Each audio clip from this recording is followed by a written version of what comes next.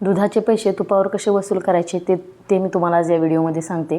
आता दररोज माझ्याकडे 1 लिटर दूध असतं आणि त्या 1 लिटर दुधाची एक 8 दिवसाची ही साय आहे, जे की फक्त मी साय काढून विरजण टाकलं होतं। तर ती साय मी घेतली, जेव्हा तुम्ही ताक करणार आहे त्याच्या आधी 2 तास फ्रीजमधून बाहेर काढून ठेवली।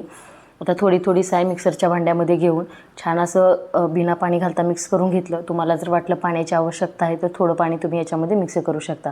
त्याच्यानंतर हे जे आहे तर छोटासा झाऱ्या घेऊन त्याच्याने छान असं विसळून घेतलं 5 मिनिट। त्याच्यानंतर 5-10 मिनिटं असं झाकून ठेवलं आणि मग हे बघा लोण्याचा गोळा अगदी मस्त असा वरती आला आहे। आता इथं आपण हात खराब न करता एक झाऱ्या घ्यायचा छोटासा, किंवा जर असा चमचा असेल खोलगट तो वापरला तरी चालेल। त्याच्या मदतीने सगळं लोणी एका दुसऱ्या भांड्यामध्ये काढून घेऊयात। आता या पद्धतीने जर तुम्ही ताक बनवलं ना तर कुठेही हात अजिबात खराब होत नाहीत आणि महत्त्वाचं म्हणजे जास्त भांड्याचा पसारासुद्धा पडत नाही। एकतर साईचं भांडं पडतं ज्यामध्ये आपण लोणी कडवणार आहे ते भांडं, आणि मिक्सरचं भांडं, बस 3 भांडी। हात तर खराब होत नाही आहेत।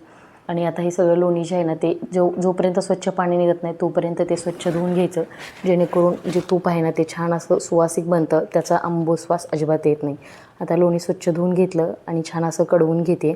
आता लोणी कडवताना जर तुम्ही जवळ थांबणार असाल तर गॅस फुल ठेवा, किंवा गॅस कमी ठेवून तुम्ही बाकीची कामंसुद्धा करू शकता। अगदी आतली जी बेरी आहे ती लालसर होईपर्यंत लोणी छान कडवून घ्या।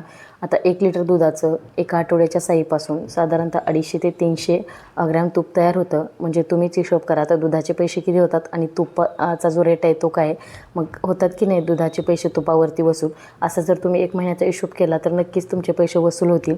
आणि महत्त्वाचं म्हणजे घरी बनवलेलं शुद्ध, साजूक आणि सात्विक तूप तुम्हाला खायला भेटेल। जर असेच व्हिडिओ आवडत असतील तर नक्की सबस्क्राईब